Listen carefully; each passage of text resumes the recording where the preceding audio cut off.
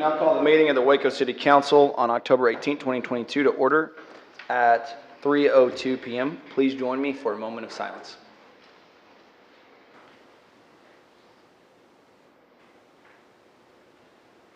Thank you. We provide an opportunity for the public to address the City Council on any agenda item or during the hearing of visitors portion of the agenda. On items other than public hearings, council members will be allotted one 3-minute presentation regardless of the number of agenda items the speaker wishes to address.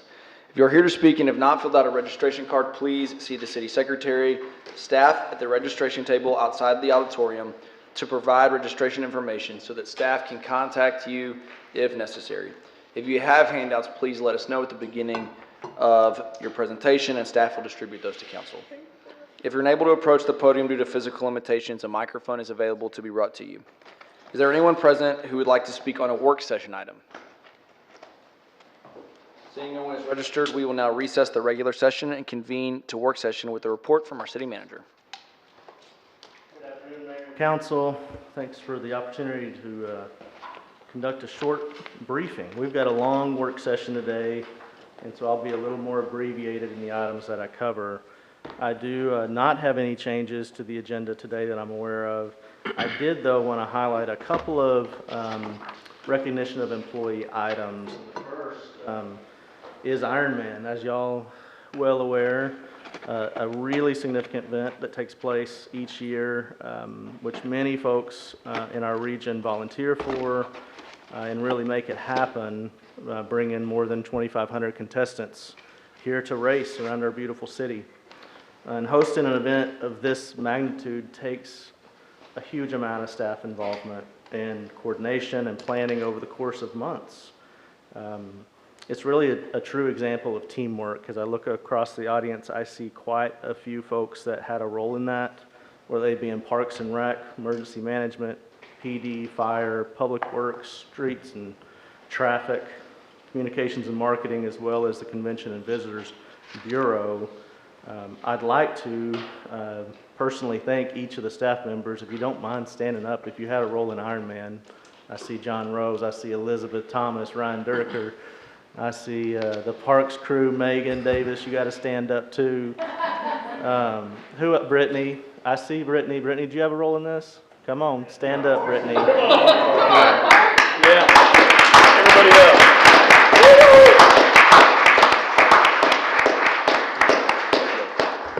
Definitely a team effort that wouldn't happen but for these groups. The EOC activated for the whole weekend, I believe, and Elizabeth and Ryan stayed out the whole time and really made sure our community was safe.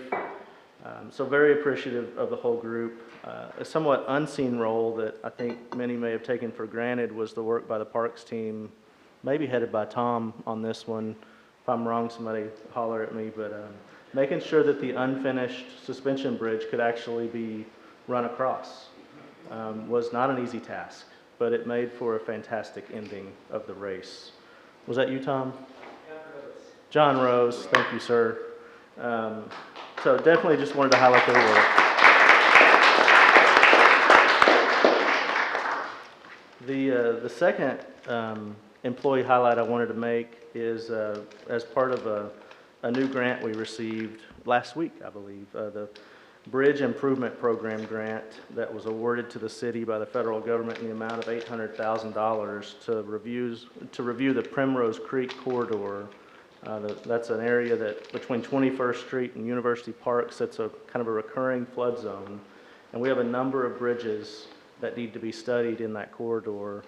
And our staff, when this new bridge improvement program came to light, jumped on the opportunity, made a quick work of developing a really strong grant application, and I'm proud to say we were the only city in Texas to receive one of these grants, and one of only 23 around the country. And so I wanted to acknowledge the team that really worked on that project. We've got, let's see, Amy Bullarley kind of is the director, but we got Steve Martin helped on that, I believe. We had Jessica Butler that helped on that. We had McAllen, Goalie, and Kurt Caldwell. Is Kurt here? Mm-hmm. There's Kurt. You were behind Amy. Sorry about that. This is the team that really reprioritized their work and made it happen.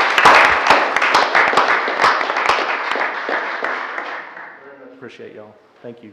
Glad to hear we're gonna start studying those creeks, in that area. It's long been a thorn in my side, I guess, but no, it's a work in progress and it needs to be done, and I'm glad that we're gonna start looking at it. Thank you, staff, for doing that for us. Work, Councilmember Rodriguez, is this planning grant should set us up well for a future application for construction funding as well. Because I believe the modification to various bridges, we estimate around $20 million. So it would be nice to have some federal support in that improvement program. I know there's a lot of folks that call me after it rains. You know, come see my front yard. I don't have a front yard. I have Lake Waco. Right. You know, so I'm sure that's everywhere, but especially close to where those creeks are. So I'm glad it's going to start getting studied, and hopefully we'll get funding for it. Since we were the only city in Texas to get a grant for it, that's awesome. That's really awesome. Yeah, it's a big deal. Proud of the team. We have 6 public hearings today that Clint Peters, our Director of Development Service, will be covering, hopefully in the work session. If we run out of time, he'll cover it, of course, in the business session. And then we have 15 resolutions. I'm actually not going to highlight any today, and we have 1 ordinance that's on for second reading. So I will return it to the council for any questions that you have. I would say, had the good fortune to attend the Texas Municipal League Conference, annual conference down in San Antonio with a few fellow council members and senior staff, and just wanted to crow on some of our senior staff. I know Jennifer Ritchie is always engaged in TML and was nonstop active there. I know Michelle and Bradley, as well as Andrea, were very active as presenters at the conference as well, and I felt like Waco was very well represented at Texas Municipal League. So thank you all for the work that you're doing to spread the good word about Waco in Texas. And you were there as well, yes. I was there too, more of in a supporting role. We went there just to support you guys.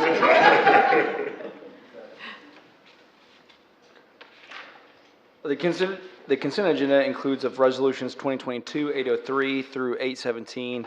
Are there any items council would like to remove from the consent agenda? No. The consent agenda? Yes.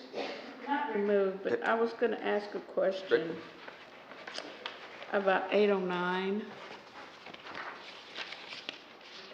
Unless we can do that, I mean, if we've got a big,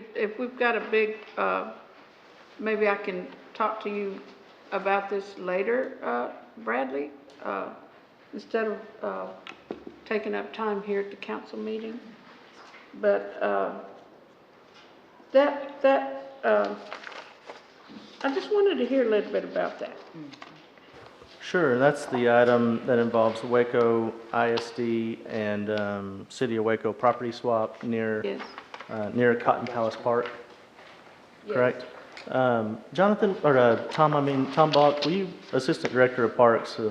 I know the council's well aware, but for the public's point of view, he's going to step up, and why don't you give us a kind of a 60-second primer on it, and we'll see, a 5-year process in 60 seconds. And then if we don't get to all your questions, council member, I certainly will take you up on the opportunity to discuss it further individually. I was happy to see this, but, because initially, just for history's sake, this is the way it was supposed to have gone from the very beginning. And then all of a sudden, they're on Cotton Palace land. I never could figure that one out. But anyway, go ahead. Opportunity again. I'm Assistant Director Tom Balk. This does go back to that interlocal agreement executed with Waco ISD concerning the venue project in the fairgrounds area.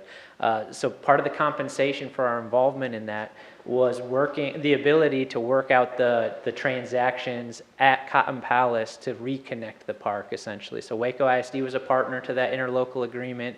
They agreed that it makes most sense for both parties to renegotiate the boundaries that now exist at Cotton Palace so that the park has full connectivity and that their needs are also supported better as well. So the reason that we have a resolution on the agenda today is because at the time of the interlocal agreement with the other parties, it wasn't conceived that there were going to be other dynamics to this land transaction, including an easement or a short-term lease or a temporary lease to allow the transitions to fully take place. So that's why we're back today to authorize the city manager to execute those additional documents. Well, thank you for that. And now there won't be a big fence in the middle of ball fields where our kids play and where they can run into and get hurt. So I'm so glad. And our first thing is take that fence down so our kids won't be running into that chain link fence when they're chasing after a ball. Because there's a girls softball closer to that area. And of course, then the big field where the big boys play. So I'm glad to see that. And I just wanted to say I'm glad to see that we're all in one piece again, which is the way it should have been from the very beginning. But somehow or the other, something got lost or something got mixed up in the agreements. But thank you for doing this. Councilmember. Any other questions? Thank you all. Thanks, Tom. Thanks, Tom. Any other questions about the agenda? If not, then the consent agenda includes resolutions 2022-803 through 817, except for resolutions 805, 806, 807, and 808, because Councilmember Borderoot has filed affidavits of substantial interest on these items. The next item on the agenda is the work session, items 2022-788 through 792. Bradley, would you please introduce the first work session? I'm going to invite up Robert Myers and Rick Bostic, both from their respective firms, to give us a briefing on our discussion on the report of collection of delinquent accounts. This is an annual presentation that we traditionally do in the fall, and give this team a chance to discuss what always appears to be a very successful program. So I'm going to turn it over to Robert first, I believe, and we'll get going. Thank you very much, Mr. Gordon, City Manager, members of the council, Mayor Dillon, me, Robert Myers with the McCray Law Firm. Mr. Bostic is with me from his firm, and Rick is going to talk about a couple of the first charts we have available for you. And we do appreciate the opportunity to spend just a very few minutes, maybe more than a minute, to discuss our property tax collections with you, and opportunity to represent the city in this area. Thank you. Actually, I think I know everyone. I'm Rick Bostwick with the Beard and Culgen firm, and I want to say, to echo what Robert said, we take the opportunity to represent the city in the collection of delinquent taxes as a privilege and an opportunity to hopefully do it in a way understanding that those people we come in contact with are citizens and parents and neighbors, and while we want to maximize our efforts and collect as high a percentage of your taxes and your tax levy as possible, we want to do it in a way that recognizes that that those are coming from our neighbors and our citizens, and to do it understanding that in the vast majority of cases, it's not that somebody doesn't want to, they've hit hard times, and recognize that and make sure that we do it in a way that doesn't impinge on their dignity. And Thank you for that. I know in the years past, council has always stressed that we work with folks, and because sometimes we're put in a position where we can't do it. It's not that we don't want to, it's that we can't. So thank you for being understanding and respectful of our residents and constituents in the city of Waco. Thank you. And if I may, council persons, to say hi to Ms. Rodriguez. She's probably heard this before. She and Rick and I have gone back away to the city, and probably she could sit here better than maybe the two of us and go over this with you. But it's good to see you back on the council. Thank you, thank you. Okay, very quickly, because many of you have the report and have seen it and heard it, this presentation before, if we can look at the first bar chart on page 2. Am I controlling that or somebody else?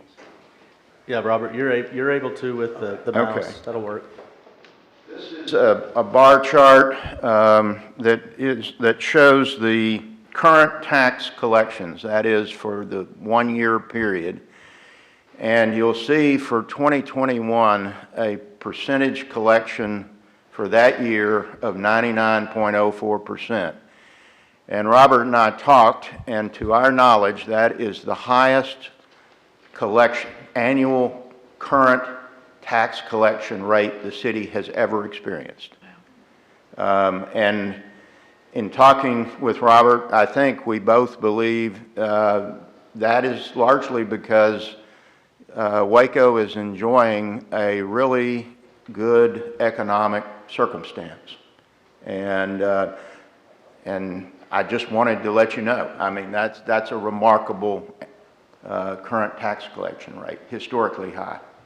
As you can see, we've got the other years listed up there. The city has bubbled around 97, 98%, but even through the hard times we've had recently, from October 1 of last year through the September 30th this year, your 21 tax season, that 99.04%, I've tracked these for a long time. It's been the highest the city's ever experienced.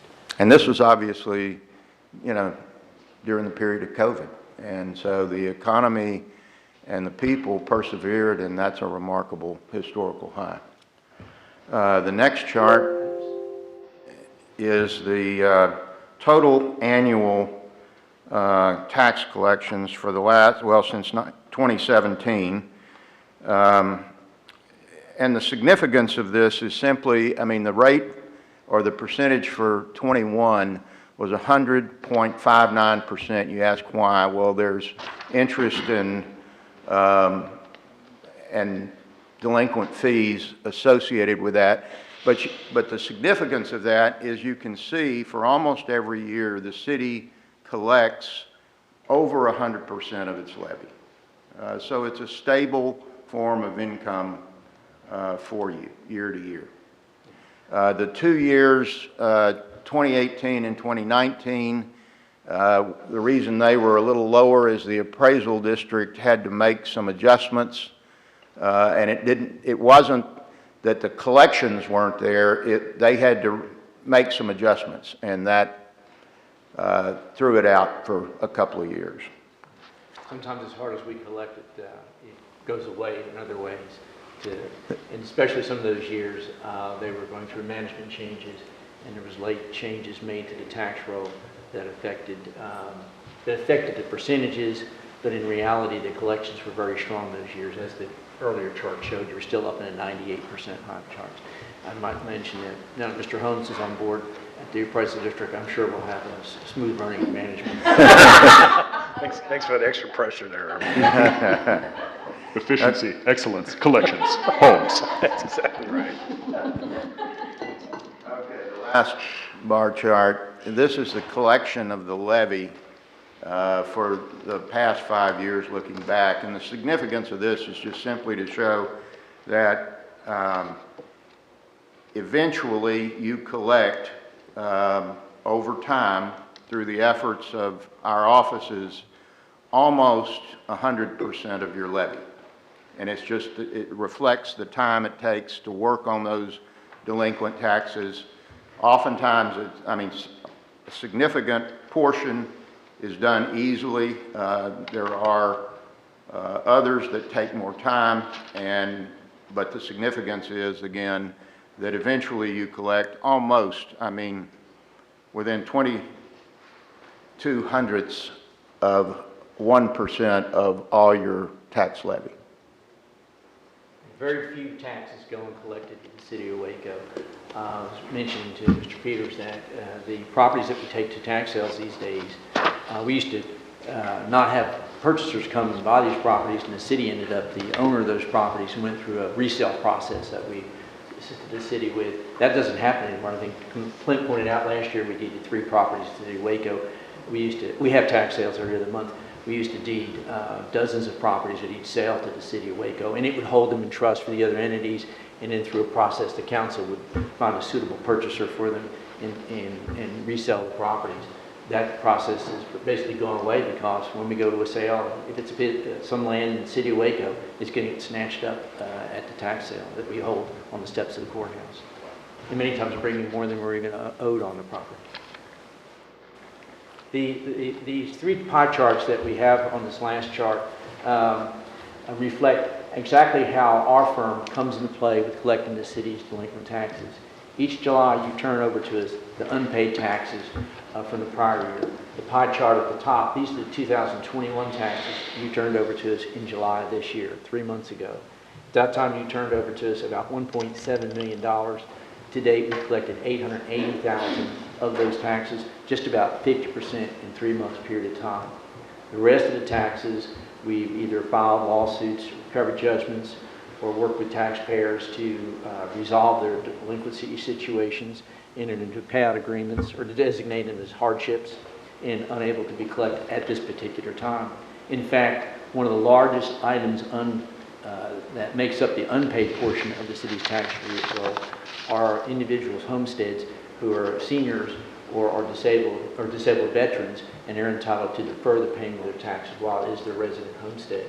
And that's the only difference between that 90, Rick was pointing out the 2,200s. That's what makes up a large volume of that. And that's a very small percentage of the levy. The other 2 pie charts up there, 2020 taxes were turned over to us 15 months ago. We collected nearly 75% of those taxes. And the 2019 taxes turned over to us 27 months ago. We collected nearly 85% of those taxes. So as you can see, those taxes you do refer to us for collection. We go through a quick process of getting them returned to the city, which I'm sure you'll have good use for. How we go about doing this, we send out notices to individuals when those taxes are turned over to us. This year, I'd like to point out that the state of Texas early this year instituted a program where certain persons who were unable to pay their property taxes because of a COVID-related disability, some loss of work or income or something to that effect, as to their resident homestead, and they met certain income qualifications, they could apply to the Texas Department of Housing and Community Affairs, and actually the state had money, a grant program to actually pay those persons' taxes. And that became available the first of this year. And we sent out in April of this year a series of letters in both Spanish and in English notifying persons this program was available for the taxpayers of the city of Waco, and giving them information, the toll-free number to the state, as well as their web address, so they could access it, because you have to make an application through the actual web process for the state.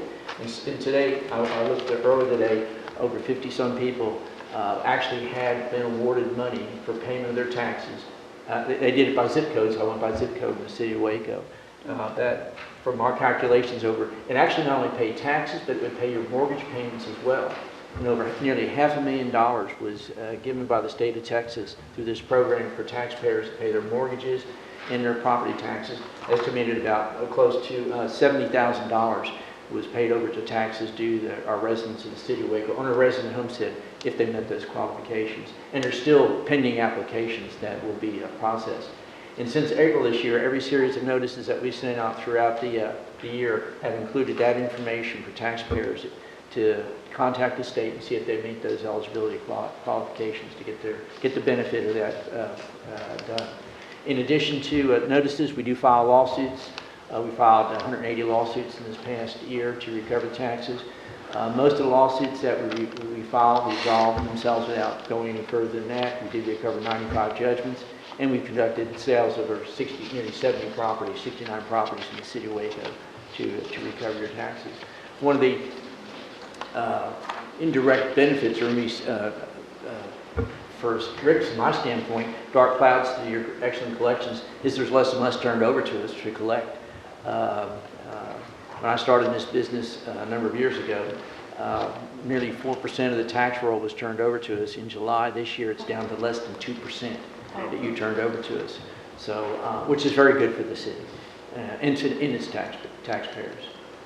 And finally, we also assist the city in other collections of other debts that are due.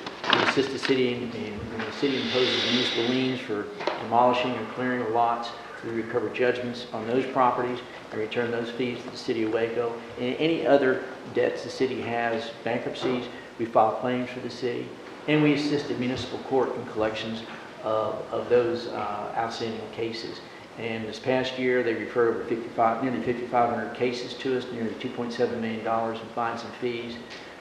Totally, between payment agreements and total cases paid, we resolved 2,000 of those for nearly $600,000. And several of the cases were recalled by the court. The total resolution was over 5,000 cases, over $2 million we assisted the court. A fraction of those, about $600,000 was actually through payment of those. So we work with the municipal court in assisting them in sending out notices. There's one more slide on it, may not have made it. I think somewhere in the neighborhood, and I felt may have not included it, but to actually do that, we sent over 70,000 notices, 57,000 telephone calls, and 1,111 text messages to folks to get them to contact the municipal court and or make payment through our firm to assist the court in collecting its unpaid municipal fines and fees at that. So we provide a one-stop shop for the city staff. If there's a debt owed to the city, property taxes, municipal liens, court fines and fees, they can just pick up the phone and contact us, or send us an email, which we routinely do get, and we deal with their with outstanding debts. And we've been doing this for a while for the city, and we certainly understand the city has asked us to do so in a manner that Rick pointed out, that we're dealing with your citizens, your taxpayers, our neighbors, and we do so in a way that we think the council would want us to conduct our business and our collection activity. And we appreciate the opportunity to do so.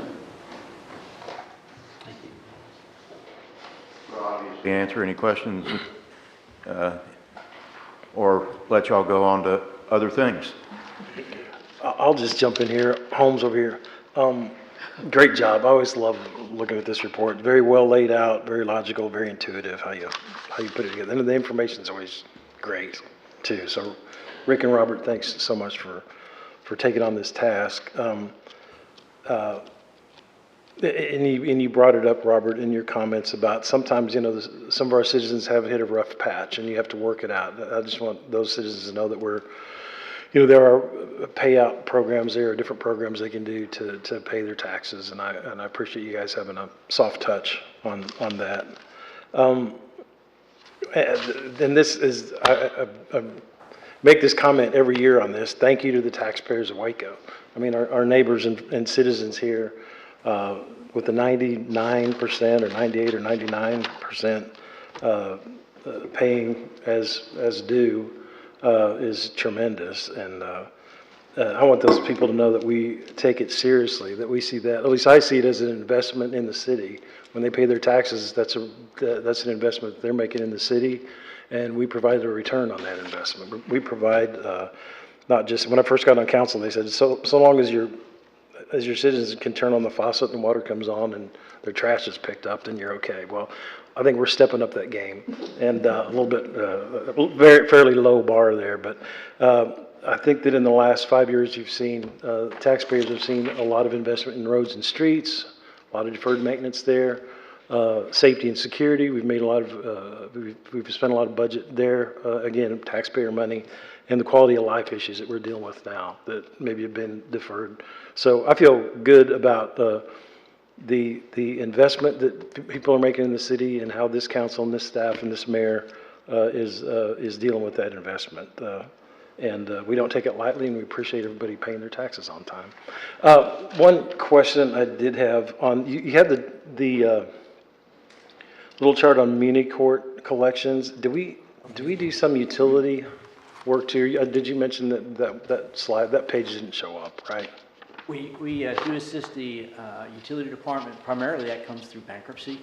Unlike unlike property taxes, utility has a very quick and effective way of getting people's attention if you're not paying utilities. I started my career doing this as an assistant city attorney, and I mentioned the city manager one time after I got the handle. Maybe didn't have the handle then or now, but I'll let that be somebody else's opinion. And one way we might, sort of like utilities, is like if there was a fire or something, maybe we should have one of these computers that ties in the tax office in the fire department so they can check to make sure whether we need to run out and put that fire out.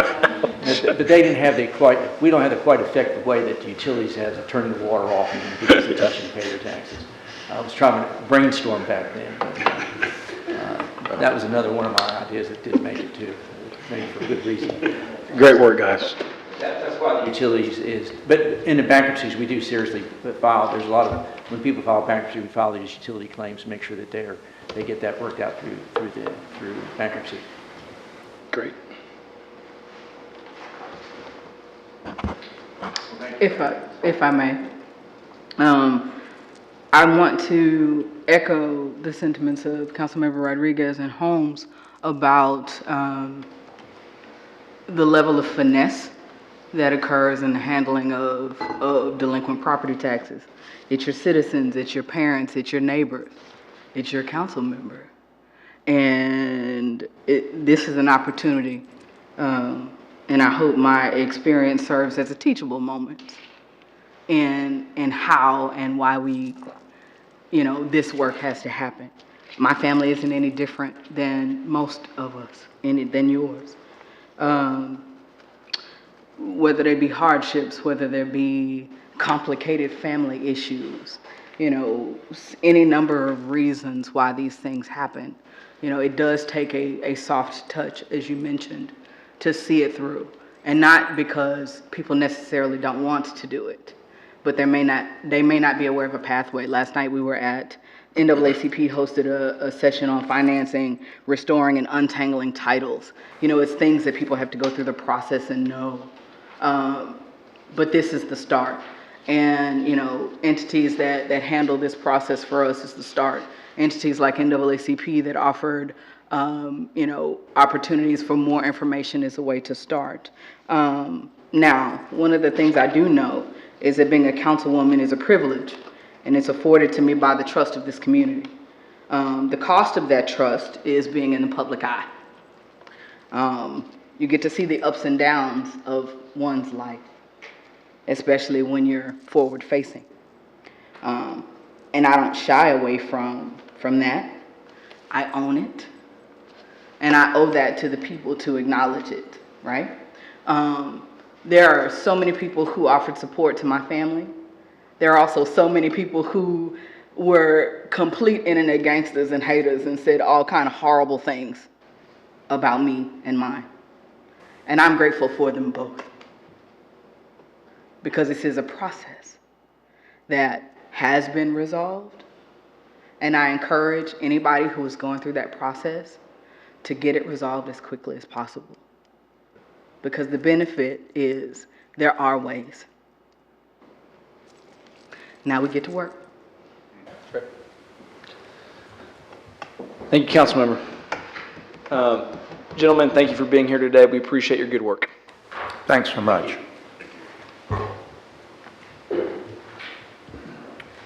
All right, Mayor and Council, our next presentation will be a discussion and update by Deputy City Manager Emerson regarding a proposed STEAM center at the Bledsoe Miller Community Center, which I was talking with Deidre about this earlier, I believe, and I think it was today, it might have been yesterday.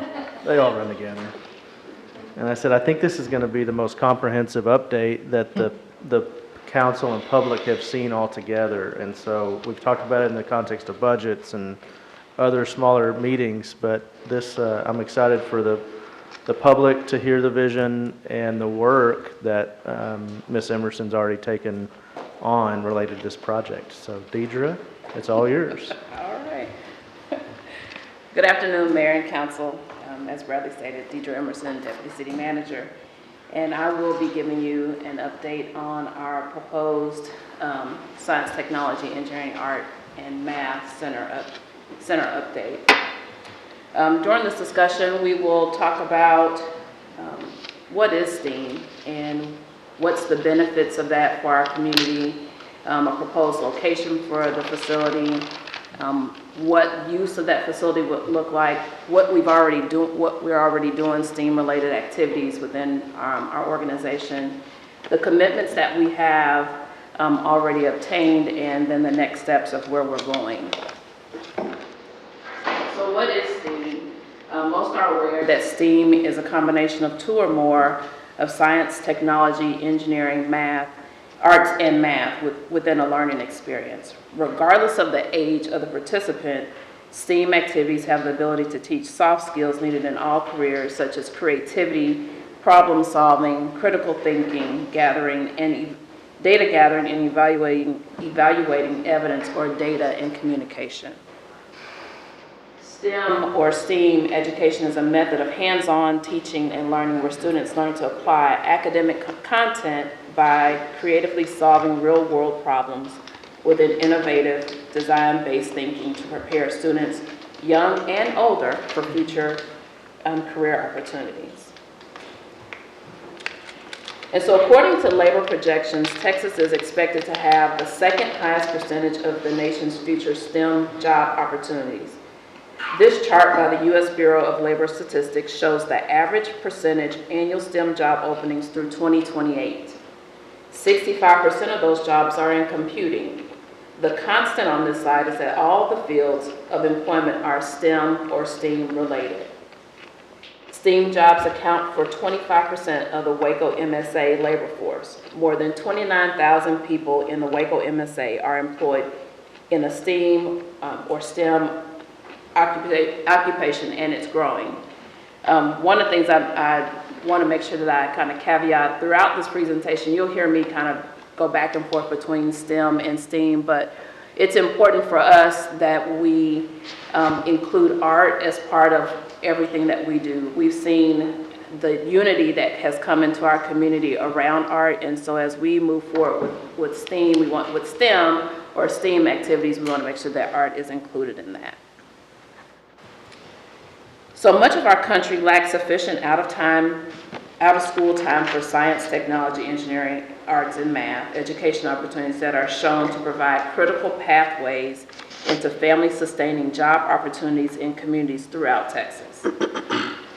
Based on data recently collected by the Greater Waco Chamber, as the Waco economy continues to grow and diversify, companies look to grow or relocate to the Waco area need technically trained workforce that is prepared to step up to the challenges of the future. The city believes the establishment of a center focused on normalizing Waco youth to exposure of science, of STEAM or STEM activities through informal out-of-school time is beneficial to growing a population who has the ability to earn 26% more than non-STEM or STEAM workers. So the vision for the soon-to-be vacated Bledsoe Miller facility, which you'll hear more about in a separate presentation this afternoon, is that it would be the center of all things STEAM. This 14,000 square foot facility on the Brazos River with an adjoining park would provide STEAM-related programming for our youngest to oldest residents of the city of Waco and provide academy space. The renovated facility will house networking areas, industry training rooms, specialized labs with relevant equipment, necessary infrastructure, state-of-the-art classrooms, and collaboration areas. It will provide youth and residents in and around Waco with the necessary resources to achieve solid learning outcomes. A focus will be placed on creating modular, adaptable labs and learning spaces that allow for hands-on, interdisciplinary, and project-based learning. Later last year, or towards the end of last year in 2021, we worked with the Digital Harbor Foundation, which is located in Baltimore, Maryland, and they took some time and explored the Bledsoe Miller Community Center and gave us some proposed uses and how the space and design could be laid out at the Bledsoe based on its current footprint. And so what we are planning to do is utilize that work as a foundation for to provide these types of uses amongst others at that location. And so overall, again, our proposed use of that facility is to operate a STEAM center hub. It would be all things STEAM for the young and old, throughout our community, providing classrooms for seminars and workshops, as well as internal exhibit hall space and having an outdoor exhibit area. So we aren't going into the STEAM or STEM work blind. Our city departments over time have been providing a variety of different STEAM or STEM activities throughout their services. A sampling of those, of the space that I previously showed you, is conducive to what we have been doing, or what has happened, or what is happening currently. For instance, the WET program, or Water Education Today, I know through our library system they have Minecraft and Roblox clubs, as well as gardening activities through the Parks Department, or Lego STEM Club. So there's a number of activities that we already engage in that having this facility would allow us to centralize those and provide a space for everyone to occupy. So how do we fund this? Where do we go? How do we sustain this? And so we've been working for some time on identifying a variety of funding sources and commitments to evolve this project. So to date, we are appreciative of the city's allocation of over $6 million in American Rescue Plan dollars. Baylor University's contribution of $500,000 towards the implementation of the STEM Center. SpaceX and M&M Mars continue to look for opportunities to partner with us at the STEAM Center. Opportunities that will enrich the participant experience. In a recent discussion with Cisco, they have committed to work with us to explore the implementation of their Networking Academy, which is the largest and longest running purpose-driven IT skills to jobs program in the world. Their technology and education experts design skills to jobs curriculum and experiences to support learners. The program is supported with earned certificates or certifications and badges, as well as job opportunities. So we will continue to work with them and with others in identifying others to support us, especially our state and federal delegations for funding opportunities. Deputy City Manager, I want to pause right there. Councilmember Wateroo mentioned we were just at TML, and one of the associations that I'm affiliated with always works. Texas Association of Black City Council visits an HBCU if we're in a city where there is one in existence. And in San Antonio, we visited St. Philip's College, and they had, I believe it was Cisco, they had an entire integrated networking program that was one of the largest in the state. And they had it was phenomenal to see. You had a whole room that was full of networking systems that taught those collegiate students how to serve major industries. So one day the lab would be a hospital. And so they would work through the networking of how you keep a hospital together. One would be a city. One would be, any business, a bank. And, just to know that type of education could happen in its purest form for its youngest person is absolutely phenomenal and changes the game, changes the technological game of the city of Waco. Sorry, I couldn't let that pass because I was like, it was amazeballs. No problem. We have definitely, and I'm thankful for Ryan Holt and Mike Seawright. They had the opportunity to visit with Cisco and talk to them about what we were trying to do with STEAM, and they've come and met with us, and we've cast a vision for what we foresee in our community, and they are probably just as excited or more about what we'd like to do at our facility. So glad for Ryan to have made that connection. Thank you.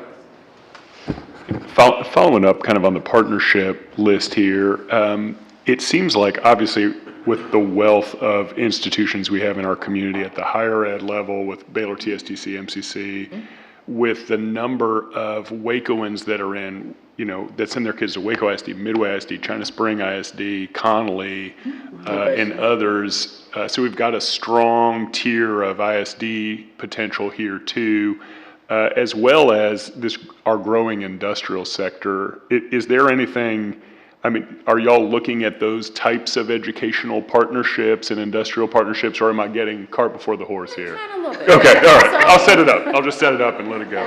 Throw that alley up there. Foundation for me on there. So one of our next steps is that we are developing a program steering committee that would include all the partners or collaborators that have come forth today, in addition to our educational institutions, and to make sure that we are being collaborative and that we are being as broad as we can, but ensuring that Wacoans are served as best that they can be. And so by the end of November 2022, fully expect to have that steering committee in place and begin to do that work, because we want to make sure that as we finished and established the cost and design for the facility, that in the community center portion shifts to its new location, that we are primed and prepped to move into that facility. So there's work still to be done, but I feel like we've done significant amount of work to identify who the collaborators are, and we'll continue to do that, as well as continue to look for other funding opportunities. And with that, I'll take any questions you may have. Questions? I'll just comment. I really appreciate your work on this, Deidre. As Bradley said, it's kind of the most in-depth look that we've had at this, and I'm very supportive of the STEAM program and excited about the opportunities that it might present to the community. Appreciate it. Thank you.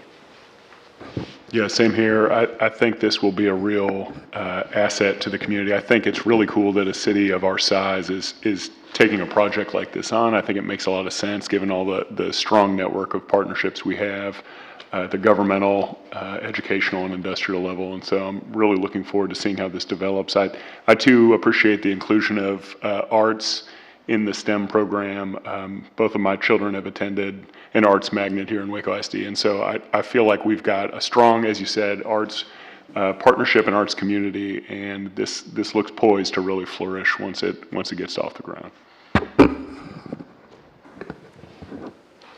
I echo everything my council members are saying, and will say, thank you for this report, Deidre. It was a good report. Thank you. Thank you. I know we're on time, so I'm just going to say I appreciate the willingness of our city management office and support of my mayor and council members in the hard mash the gas of getting this together. I'm sure Deidre's quite annoyed with me and stays that way, because I'm always sending the idea, oh, look at look at this, they're doing this. But I think it's an amazing opportunity, but she's been incredibly supportive in my annoyance. But I think that there's so many opportunities for our young people, and if we believe that children can be what they see, then we need to put more opportunities in front of them. And, this is a challenge that we have the opportunity to face head on. And, it is not without the work and dedication of our staff. Our team works together in all the departments to pull this to get from parks to IT to CMO, all of you, and I appreciate it. This is going to be a game changer. There's no reason that we have these industry juggernauts right in our backyard and we don't find a pathway to feed them. A lot of this started with the first question about workforce. What do you need 5 to 10 years from now? What will your employees need to know technologically 5 to 10 years from now? And how can we do that without a tremendous cost for our constituents? That's where this comes from. That's where this grows. That's how we advance our city and community. Thank you. I think this just checks so many boxes. It is going to create a pathway to financial security for members of our community, regardless of their background. This creates a place for families to come together and have fun. Mm-hmm. This creates an important capital investment in one of the most strategic locations on our river, with an incredible view of our downtowns on either side of it. This is an incredible, sitting right next to our Doris Miller Memorial. So there's just so many boxes that this checks, and I'm really excited about that, and I think we could go on and on about the positive benefits that this is going to have for members of our community for years to come. But what I want to draw on is how this is, I think, where we are today on this issue, on this specific project and so many projects, is an example of how the city can come together to do good work for the people in this community. There's a million things that we're working on right now that I could point to, but when I think about this presentation, this seed was planted a very long time ago, and it has been a work in progress to get us to the point of this presentation. It's going to be a long work in progress to be at that ribbon cutting, or that groundbreaking and then that ribbon cutting. I just want to commend our team for taking a vision and hearing it and distilling it and planting that seed, watering that seed, and seeing that sapling kind of start to peek through the ground. And I think there's so many projects that we have here at the city that are ongoing, that are passionate projects for each of our council members.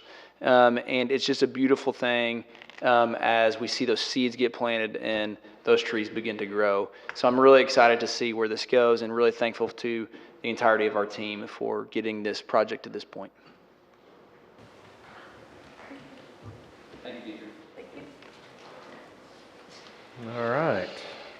A couple more work sessions here. We are right on time at the moment, so don't feel pressured. Don't feel pressured. Don't give us that. Don't give us that. No, Jonathan's he's giving me the laser eye right now. Council buzzer. Get that council buzzer dusted off. Yes, like I got the last time.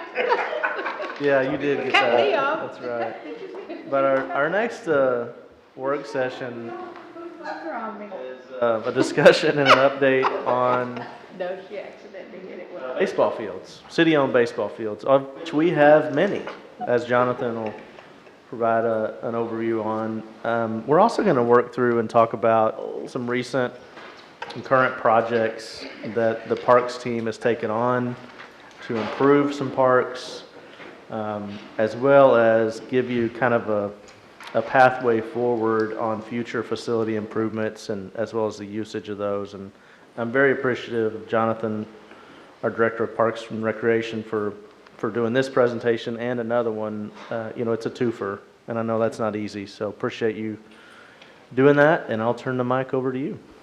Very good. And Mayor and Council, I appreciate the opportunity. It's always exciting to talk about the different projects and programs that we have going on here in the city. And today we do want to look at ball fields, and a lot of times there is a domino effect as one thing leads to another. But I think what's happened with our ball fields and our inventory that we've had, it's allowed us to take a deep dive and really take an assessment of not only where our facilities are at, but where our programs are at. So I think it's really important today. We're going to look at a couple things. We're going to look at the strategic intent. It's one thing to talk about things, but over the past couple months, I want to explain the action plan that we've put into place, and then looking at our recent and upcoming projects. Also, an overall portfolio look. Want to review, as we've been working on this project, our challenges and priorities that we've identified, and then ultimately, how do we create that citywide plan? As you know, ball fields are investments for a long term and multiple generations. We've seen that with our facilities right now. And so we want to ensure that this generational approach to recreation and ball fields continues. I mentioned statement of intent, and quite simply is that I not just mentioned, we've started working on our Lake Air relocation project in Challenger Fields. We wanted to put on a wide lens and really look. Now these department goals in terms of recreation, they can say maybe perhaps generic, but at the core, this is what we're trying to accomplish. And that's providing community and recreation facilities that can be enjoyed by all residents, but then also visitors to Waco. And perhaps even more important is, how do we maintain an accessible and equitable inventory of such facilities and ball fields, and really accommodate all levels of play. As you know, when it comes to recreation these days, it can be a little splintered, but there's nothing more that I enjoy is the pure recreational level of seeing kids to where maybe the wins and losses don't matter, but then at the same time as they grow up, that competitive nature starts taking over. And even adults, we've seen a stark rise in adult recreation and ball fields as well. Now, it's one thing to talk about our goals, but I mentioned that action plan is very important for us. And when I last spoke to you back in May, we really started immediately after that. And what did we want to accomplish to start out? And how do we lay out the framework on where we're going to go? So step number one in our action plan, we did come together and compiled an internal portfolio of all of our ball fields, practice areas, and backstops. And then we took a look at that maintenance schedule. Some things we addressed immediately. Looked at fields that were maybe mowed once a week as compared to twice a week, or even maybe maintained once a month. And where did those responsibilities fall? And ultimately take accountability to say, hey, we've got to make sure that the maintenance is there. From there, we created those short-term improvements, some of those I just mentioned. Also, long-term priorities, looking forward, where do we want to go? And then finally, is a recurring theme in in both of the presentations today, that communication plan, very important. As being a public and people-facing department, we have to make sure that we're on point when it comes to our communication. Looking at our recent projects and up to speed and updates, as I mentioned, I was here in May as we were launching the relocation of Challenger and Lake Erie Little League, and that project is progressing quite nicely. As the contractor is hard at work, they were able to mobilize straight from the work they had done at Waco ISD. And so we are moving ahead. Everything's going according to plan right now, which gets us to an estimated completion of spring and summer 23. Obviously, we want to be ready for the season. We do have an alternative plan as we did this year. We would be able to accommodate any league play at Riverbend Park. Another facility, if for some reason we get to a point where perhaps the sod isn't ready to be played on, and then we could switch over. But we are very excited that that's moving forward and good movement on that project. This past year, I'm going to talk about in our next presentation, as you know, we acquired the Doris Miller Community Center from the YMCA, and that facility did have a baseball field. Great condition. We did come in to do some work as well. Gives us an alternative location in the core of East Waco for baseball and softball. Our crews came in, added dirt and fill, got it to the mixture that we like. We also went and did some turf maintenance. Worked on those irrigation system. We're going to do some seeding here in the off season, the winter months, to make sure we've got a quality turf for next year. Worked on some bleacher and light repairs as well. But we have been communicating with Eastern Little League, and they do have plans to host T-ball, perhaps games at that location, and we're looking forward to have that activation there. I want to mention Trailblazer and Kendrick Parks, not in 2022, but mentioned in 2021. We did go in, you see the picture on the right, and do some new backstops. And I'm going to mention backstops here in a little bit, because sometimes you don't need the big field to get out and play catch, get out and do some little batting practice, but that backstop is important. There's nothing worse than having to chase the ball when maybe your kid strikes out. So backstops in that inventory are very important as well, and we're going to look at that. That was a good move on Kendrick, because right behind that field, and well, actually, all around that field, there's homes. Yeah. And then across the street is the school. So that backdrop, even though they don't play baseball games in there, but they do host other games there. But that backdrop is I liked it. I liked it. Thank you for that. Very important, especially for as much activity as we see in that park. So. Looking at our Luther J. Mitchell Senior Eastern Little League Complex, some projects that we've seen going on out there as well. I definitely want to give some credit to Eastern Little League and the job that Mr. Lee has done with the Carver Park Neighborhood Association to utilize funds from our neighborhood grant program. That kick-started upwards of $60,000 of improvement at that complex this past year. You'll see in the picture on the top left, $50,000 went towards a new driveway and gravel parking lot. And we're going to continue to address that area.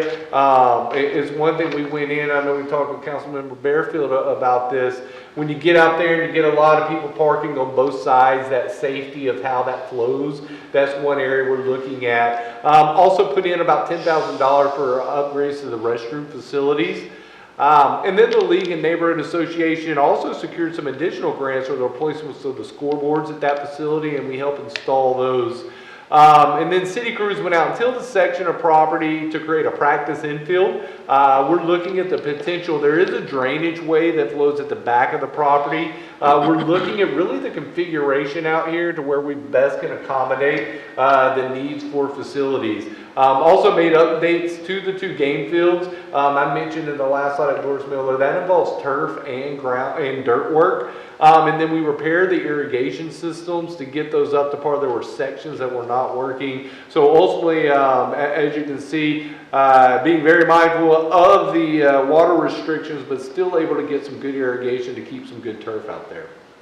And before you go on to that point, in the overall field matrix, there was some uniformity in how, like, where backstops are and how, you know, the new season's diamond is cut. Is that right? Yeah. And one thing, and we'll get a little bit deeper, is we have created an internal guide, and we're going to take that a step further. One of the upcoming projects, I'll give a little preview, is working on that backstop. One of the backstops at Eastern seems like a mile away from home plate. And I'll say also the pitcher's mound doesn't exactly line up with the plate. So there are those complexities that we're going to be addressing in the off season.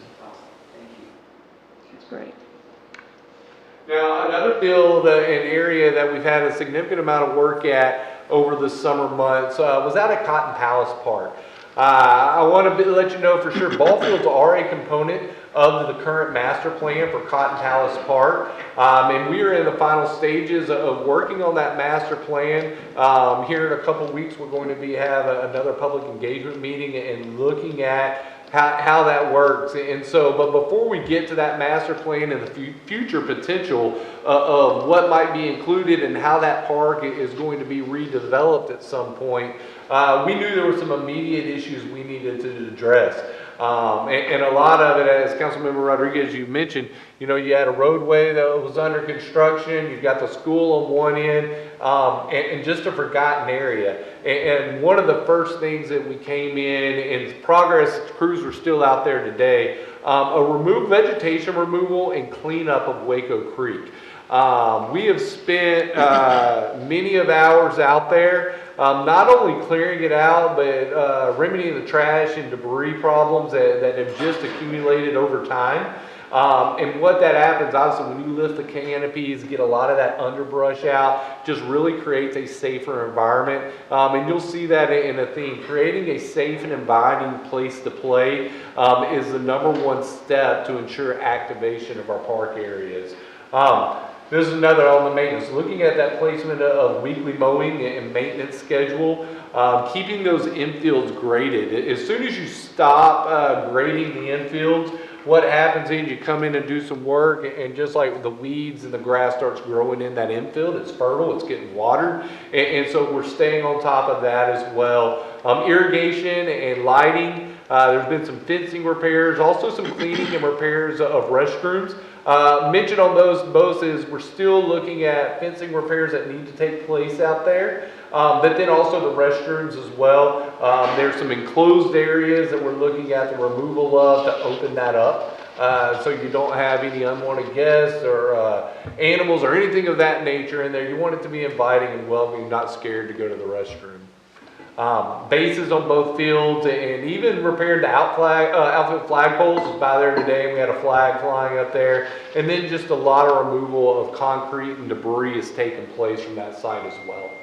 Thank you for doing that, Jonathan. I did call up my coaches and asked them, did all this happen? They said, oh, definitely. They've been out there helping. Because when they weren't out there on those fields because of the construction and everything else, a lot of their equipment got stolen. And so they weren't able to grade their fields and mow their lawns like they generally did, because they kept a lot of that stuff in that storage building. But somehow or the other, somebody found out where their stuff was and stole it all. So this helps them. It helps the coaches, it helps the teams, and the parents that obviously have done quite a bit of work out there before we came out there and started helping them. So I appreciate the weekly help, and because they need it now. They did it on their own, and they raised funds to buy the equipment, but somebody stole the stuff, you know, for whatever reason. But thank you for that, Jonathan. I keep a good look on those fields, obviously, but it's something that not just District 2 or South Waco, but every kid in Waco has an opportunity to go and play on nice fields. So thank you for that. You're welcome, and that's something that we'll definitely talk about. You know, it's just the weekly inspections, but you're exactly right. Discovering and figuring out a method for that equitable maintenance across the board where standards are in place to make sure that, you know, it is a level playing field and it's something that a neighborhood can be proud of is very important. One other recent project that I wanted to mention really quickly, and that's our communication plan. I will state that our annual stakeholder meetings, we host those in November at the end of the year, and this is a time to where we review our use agreements and also the requirements of those use agreements. But some other things that we're kickstarting as we have this meeting, a couple changes. Instead of waiting on an organization to give us a call and say, hey, we need some help with this, our recreation staff is going to be taking a lead to where we're going to host monthly communication meetings with our youth agreement organizations. And we're going to log those to see, hey, how's the field maintenance? And we're also going to talk about the scheduling and programming, saying what you got coming up this month. If you got a tournament or maybe an organization's using it for a fundraiser or whatnot, we want to be aware, open those lines back up. And that is something, while we talk to some organizations a lot, maybe they call me weekly, others we won't. They go about their business, but we want to make sure that that communication line is open. As I mentioned weekly inspections, making sure John Rose does a great job at this already, getting our supervisors, where we're not just inspecting by the car and driving by, getting out with the log and checking to make sure everything is in proper working condition and the trash is being picked up. And then finally on communication, exciting features. We talked a lot about our website last time. Just this past week with the launch, we've started renting our pavilions. You can do that online now, and we're going to be transitioning where people have the ability to rent when we have fields open, say like a Riverbend Park. You can get online and reserve those for practices. So we're excited to be able to get that through the new website. Now, some current projects that we have going on. I've already mentioned the Challenger and Lake Air relocation project and how that's going. But we have continuing improvements at Cotton Palace and Eastern that we're going to be addressing this year, or starting on October 1st. And I've broken these down by some priorities. But first and foremost, as I mentioned, is the security. Any park area, you have to make sure a park is well lit and feels safe to go. And anybody with kids, if a park doesn't feel like you're welcome there, or somebody, it's got to be comfortable. And so that's number one. I know we've got some reports, and Councilmember Rodriguez say it's Cotton Palace very dark at night. And so we lost a lot of the lighting during the construction. So we're going to be going in, adding in security light. We've got that already bid out through our electrician. Mentioned looking at the parking areas and traffic flow at both the facilities.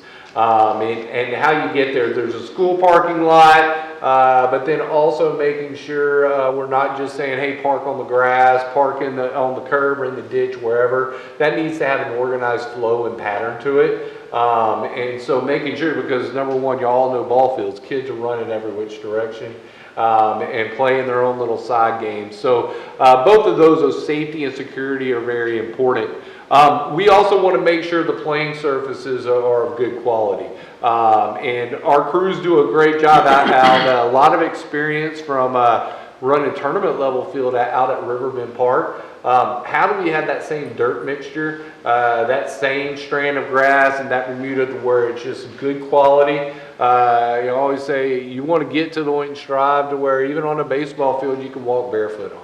And so how do we get there? And over time, that's tough. It's tough to maintain, but that's something we want to strive for. I mentioned the backstop repairs and replacement. That's not only we're looking at Wise, but at Eastern and then Cotton Palace as well. What happens over time where backstops, they warp on the bottom. A lot of times they get pulled up, you get some holes in them here and there. So we're going to be making repairs to backstops. Facility painting is another issue. You got dugouts, benches in dugouts, concession areas that can all use a refresh and a touch-up of painting. And that's something. And then I mentioned the additional maintenance of fields.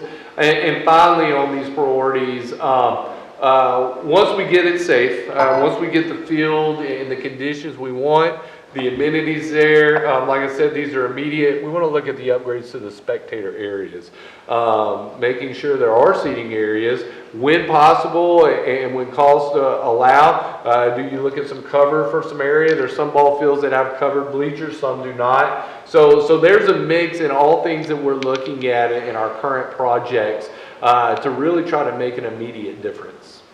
Jonathan, this is something that, and going to all these games with the kids out of town and all, there's some fields that are obviously just out of this world, just so nice. But I noticed that a lot of them have solar security lights. Is that what we're thinking about for our fields? I think obviously that would save us, the city, money. I don't know if they're more expensive to put up, but in the long run, I guess they pay off. But I did see a lot of really nice, big solar security lights and baseball lights out in the different fields, and I just thought I'd throw that in there somewhere. Excellent idea, and if that is not something that is included when we're looking at it, it's definitely something we should. I know that's a trend in the industry. I appreciate you bringing that up. Because a lot of times, hey, let's get some lights up and do it quick. And no, we need to make sure that we're exploring that option because it makes sense. Because obviously the sun's beating down, and that should be a pretty easy thing to implement. Right. Thank you. Now I've honed in specifically, and as we're looking, because there are some immediate needs in the facilities that I've talked about. And so that was the short term. If you remember the action plan, we wanted to start looking at long term. Where are we going to make sure that we're having a calculated strategy on how we're managing our portfolio. In a previous presentation, just to mention, we do have ball fields and different facilities spread across our city. And over 40 fall within our inventory for baseball and softball. So a lot to juggle for sure, but first and foremost, when you have a big project, I always say you want to start breaking that down into bites that you can chew. And so we figured it was very important. We had to break it down. We started looking at our field classifications and updated those. We have our tournament areas, our league and game areas to where maybe a little league plays, or fields that are quality enough or designed to host games. Then you have practice areas, and now that I mentioned, you not only have practice backstops, but then you have park backstops as well. From there, the second step of what we did in that action plan was started to do an amenity inventory, to where we started looking at what amenities do these areas have, what field classification should we strive to have certain amenities at. So looking at this just base level chart, and obviously we're not going line by line here, but this is just a high level, and it gets a lot more detailed than this, to where we broke down the classifications.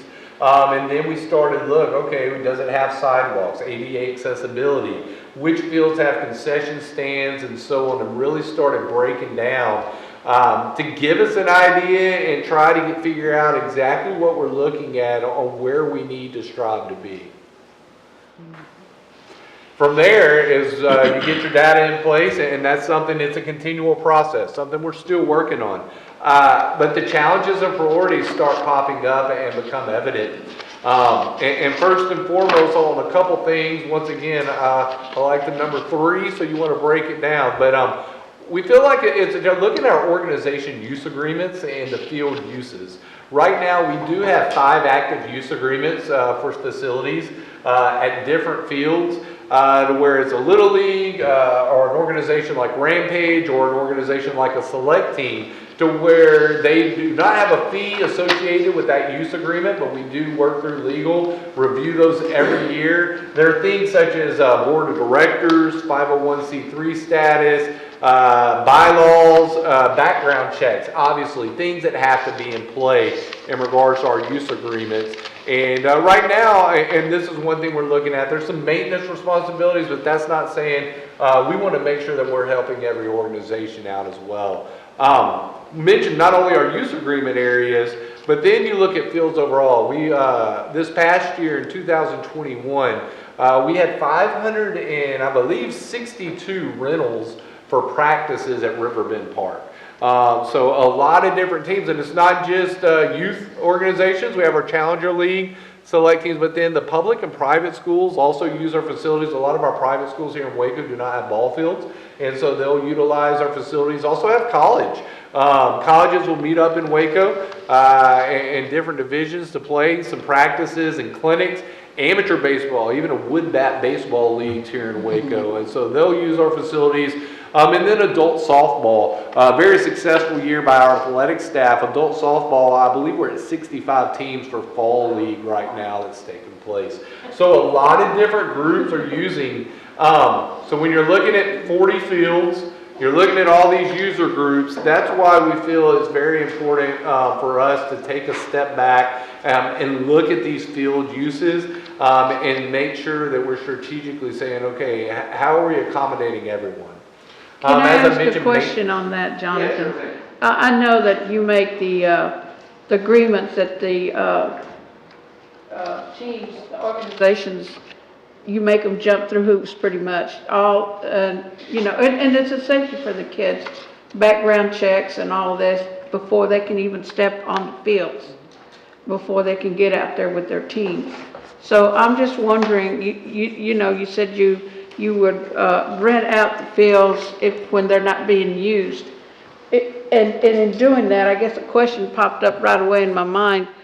These people the organizations that you would possibly rent to, are you going to make them do and have the same restrictions and same policies that you make the other groups that are using those fields, that they have to comply with the same rules and regulations that our organizations that are using those fields with an agreement with the city? Because I know a couple of times I have gone by Rampage Fields and I found some folks out there. They jump the fences. They shouldn't be there, but they just use the fields because they're there. They should not be there because they're not really an organized team, but they just see a nice ball field and they want to use that. But that, you know, I don't know how we can prevent something like that, but I'm talking about the ones that you're saying you're going to rent it out to. If they're going to be under the same scrutiny that the organizations that are renting from us per lease agreement, if you're going to make them go through the same rigmarole, not rigmarole, but because it's... No, you're right, and trust me, and I know you understand, been on a lot of those calls, and there's a lot of paperwork and a lot of steps, and we work with our legal department to make sure the agreements, and those are typically when you're hosting a league, but that's something that we really want to look into, to how those agreements are structured, and how fields, the accessibility, and equity amongst you. Those are all things, but that is something when we rent, we want to make sure that there's some accountability, and also things are safe. So that's something as we go further in the process, we're going to be reviewing that. Okay, thank you. And finally, two other challenges and priorities. I mentioned it several times, the maintenance standards. You know, those efforts on different types of fields and where that needs to be. And finally, another challenge that we see, the infrastructure and upgrades and replacement and how we get there. Our facilities, they vary in age, they vary in condition. Some of them established 30 and 40 years ago and haven't been touched since. Some of them perhaps a little bit newer. So it's very hard when you're starting a standards guide and inventory comparing amenities because not all dugouts are the same dugouts or concession stands. So you just can't say a gravel lot's the same as a paved lot. So how do we get there? That's a challenge for us of how do you address facilities that are in various stages of condition in their lifespan. So as I mentioned, the fields, the teams, the challenges. One thing that we feel is very important to do this properly and to make sure that the equitable factor for our leagues and all organizations and to make sure that we have qualities for the next generations to come. We're going to be contracting with a third-party consulting firm to come in, provide us with an official analysis, and give us some recommendations on ball fields improvements in usage. Right now, it is the approach where when a problem comes up, we're attacking it and doing it as quick as we can and figuring out a way. And it's a little bit of a reactionary approach to how we're managing our ball fields. And so we feel this analysis would provide us with a good structure and framework in looking at the scope of things such as contracts and use agreements. We need that needs assessment. I can go out and tell you what I think we need, but getting that professional analysis in to look at how other cities have addressed this problem is very important for us. We want to look at potential inventory replacement, the maintenance options, and really staffing capacity. As I mentioned, when we get into the game of maintenance, I love getting, fields have to be maintained weekly. And so that is a chore on perhaps, maybe a sports turf management company, capacity levels that we have with our staff to make sure we're reaching that standard we want to see. Finally, looking at scheduling, I mentioned a lot of different teams, I know I'm a broken record when I say this, but not just with baseball fields, but football fields or any area of a park. I never want to see a baseball field or a sports complex sit empty for months on the year. In Parks area, there's a saying, we look at the duality of the dollar. We have to be able to really be efficient with our spending and making sure that whatever we build, we're having to have year-round activation.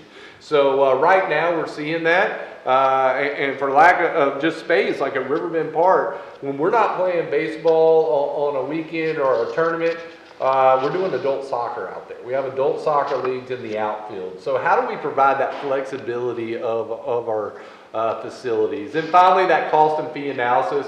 It's just a proper analysis for us to do what's the cost of maintaining, improving, and then looking towards the future, making sure that our fees are lining up with the standards to where not only just cost recovery, but then making sure people can afford to play and people want to come here to play tournaments. That's a factor. As new tournament complexes get built across the state, it's a very competitive industry. So we want to take a dive into that as well. So that's the direction we're heading right now. We're excited to get this launched. We've made some good strides over this summer. We've got some allocated funds to where we're working on projects right now. And here we're going to launch this very quickly because it's important to get some of these things in place as soon as possible. Any questions for Jonathan? I'll chime in here a little bit because Alice and I have to be talking about baseball, right? We got to take our allocated baseball time here.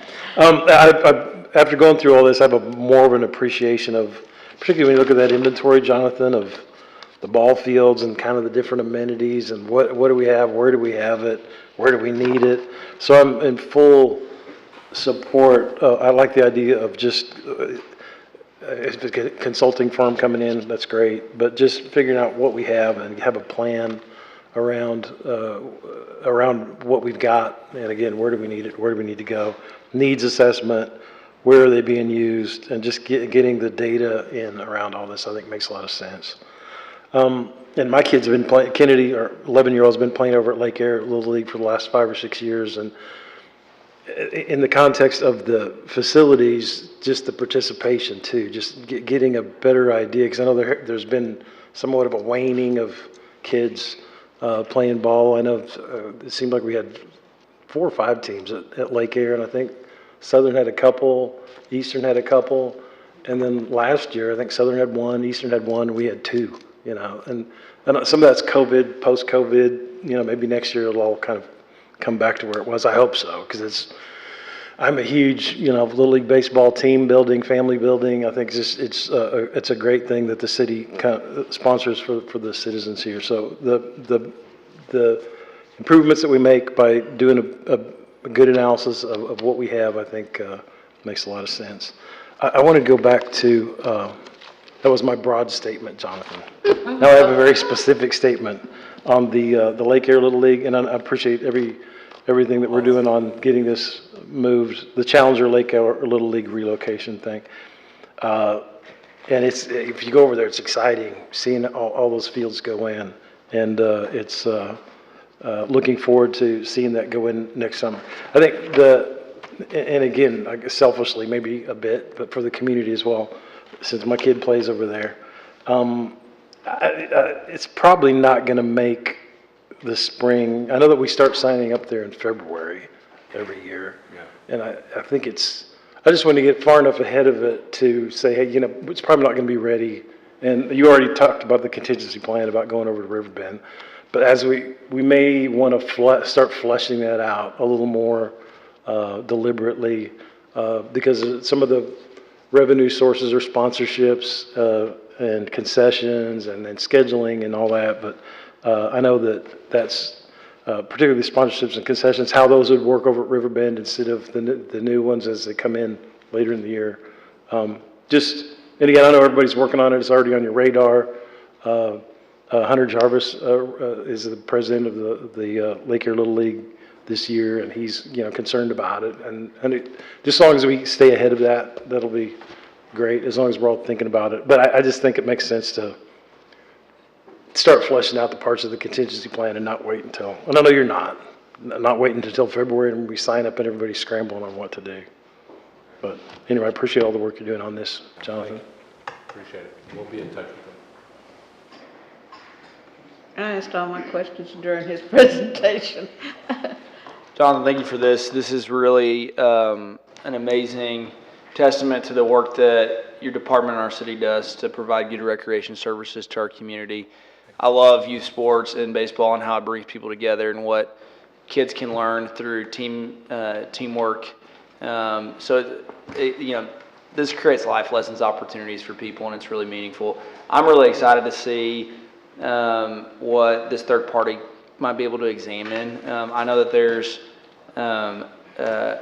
your department is so busy and running so fast on so many things. To have an outside perspective come in and reimagine the future for Waco and make sure that we're really being as forward-thinking as we need to be is going to be really an incredible and important investment. So thanks for all your hard work. Appreciate it. Thank you. All right. Kelly Holacek, come join Jonathan. You're up to bat. Since we're talking about baseball. It's a doubleheader. Like, did Our Jonathan next get his? presentation. Jonathan got some water? Because, I mean, you back to back. Okay, I was like, take a minute if you need to. I'm gonna pass the mic, Kelly. All right.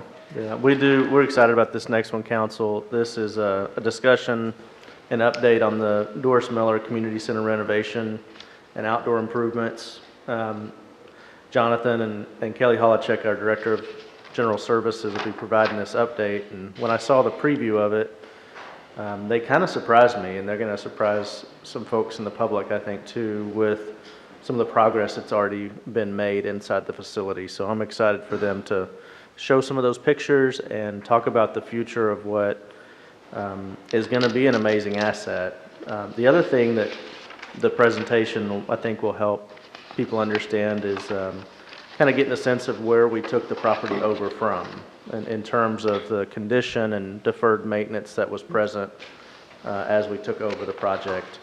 And certainly we have a standard, and we're going to bring this facility up to that standard, and I think the community will be excited to see the improvements. So I'll turn it over to y'all. All right, well, thanks, Bradley, for the words, and Mayor and Council. You know this one, I think it's obviously strategic, but very cool. I mean, just flat out cool to hear the Deputy City Manager Emerson's presentation on the STEAM Center.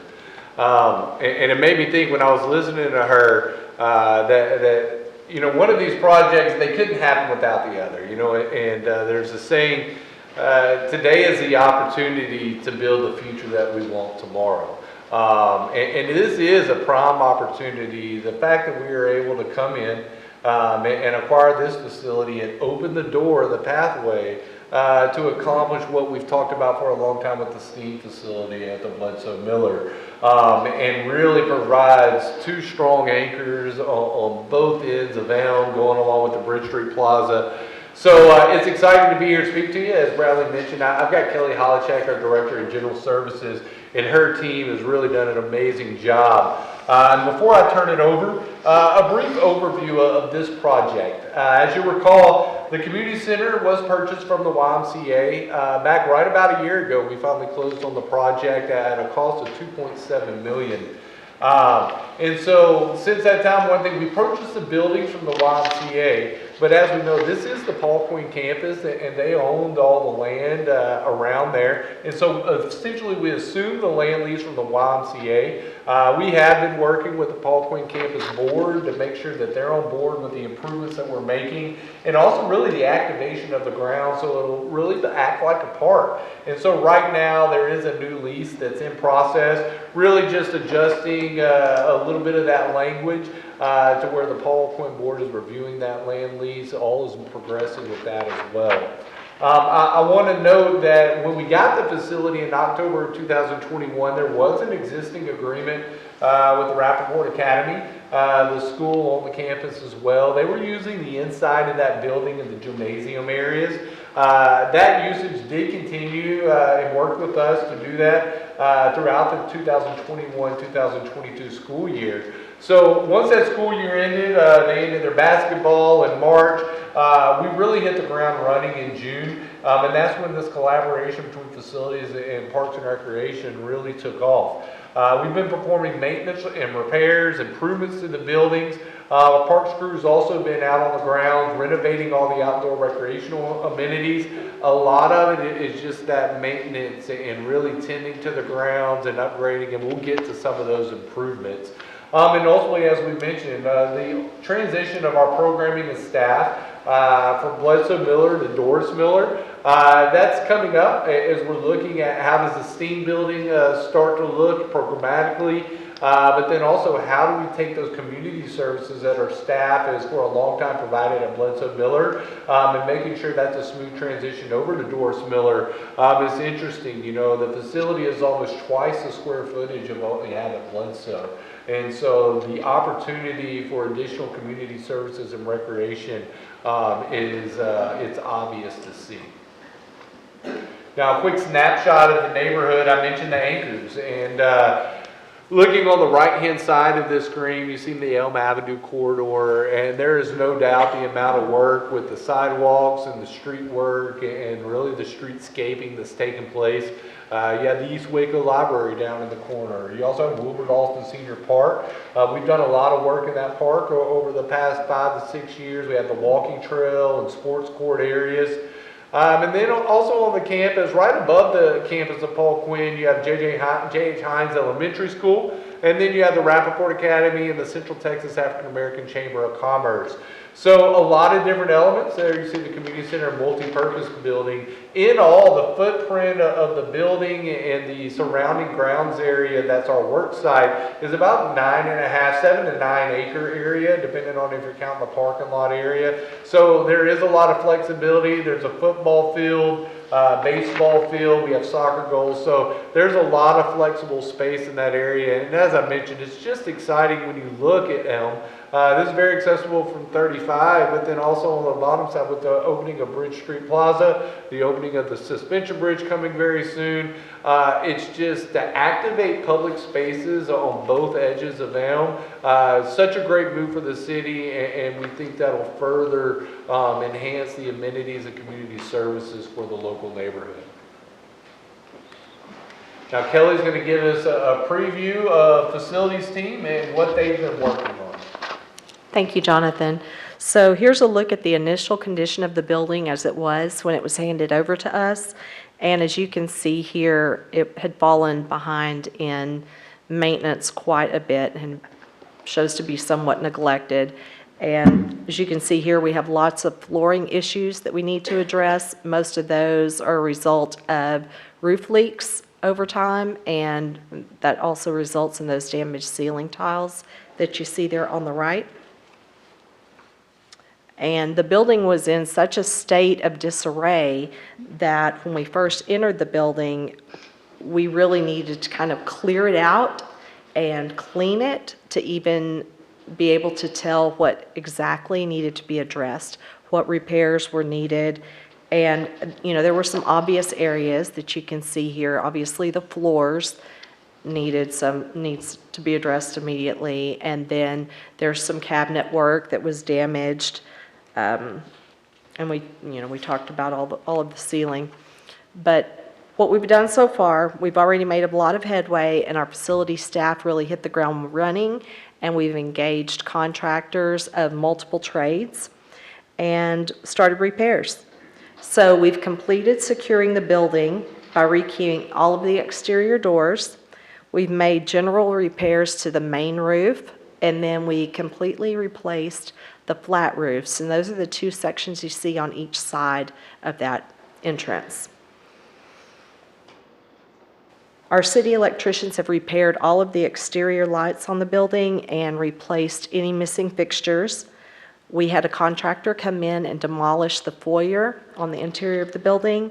There was kind of a built-in place reception area. And then our facility staff corrected any plumbing issues throughout the entire building. Our electricians repaired all of the interior lighting and replaced any of those missing fixtures. We replaced any missing or damaged ceiling tiles, and then we brought in a restoration company that could give the interior of the building a really deep cleaning, and that's kind of given a fresh feel to the building, just a clean feel. Those large Ys have been removed from the exterior to eliminate that branding. We've also rekeyed all of the interior doors.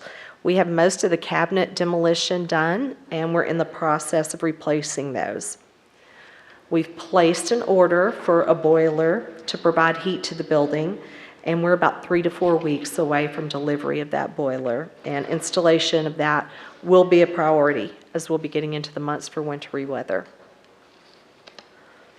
Now, these pictures here give you a snapshot of what the inside of the building looks like now after the cleaning and the repairs that have been made to date. So it looks obviously a lot better than the original condition, but we still have a lot of work to do. The HVAC system needs to completely be replaced, and we're in the process of researching and obtaining pricing for that. We'll repaint the interior of the building, we'll replace the flooring, and we'll replace all of the bathroom fixtures, which would be the toilets, sinks, faucets, etc. And then I'll let Jonathan speak to you about those remaining few items. Sure. Obviously, when you come in, new furnishings, that's not only common areas, that's furnishings for the staff as well. They were not in usable condition. And, you mentioned the foyer. One thing that we turned a lot of the water damage, if you looked on the bottom, was that warping. And then another impact of the water damage from the leak was like the IT closet was a building that often flooded. So you had electrical systems that had gotten flooded out. So we're going to be working with our IT department. A great thing is we've already started, Mr. Seawright, with IT to where that Wi-Fi capability for the neighborhoods and a project's already underway at the multi-purpose center. And so we're going to be able to blast that area with Wi-Fi. It's going to be a pretty good connection for us. I know I was over there today and they're working on the area that's a computer lab, just doing the cabinetry and the drops in there. So some movement in that area. And then finally you see the picture on the right-hand side. That gives you an example of what we're looking at in some of the areas of the gym. And so obviously wood floors and water do not mix. And so you have some buckling of some floors in the lanes on the basketball court. We do have some soft spots as well. So at first, some promising news on this. We did think at first we perhaps might be having to look at a full gym floor replacement, but we did bring in, I believe, 5 different companies from around the state to do an inspection. All of them said they felt like it could be spot repaired. Came in, gave a look. They're going to come in, and the company we end up choosing, and we're in that process right now, we'll fix the spots, then we'll also sand it down, get a new finish, new paint on the floors. As you know, gym wood floors, when kept care of, they can last, and we've been told from all companies to expect it up to a 30-year lifespan on this gym floor. So that's some exciting news, but definitely you got to get the gym floor fixed, and that's one thing we're going to be working on once we get the paint job in place. I know the theme today has been baseball, but this is near and dear to my heart in terms of basketball. Here we go. Can you give me a sense, Jonathan, of how long was this facility dormant before we moved? Like, when did YMCA operations cease over there?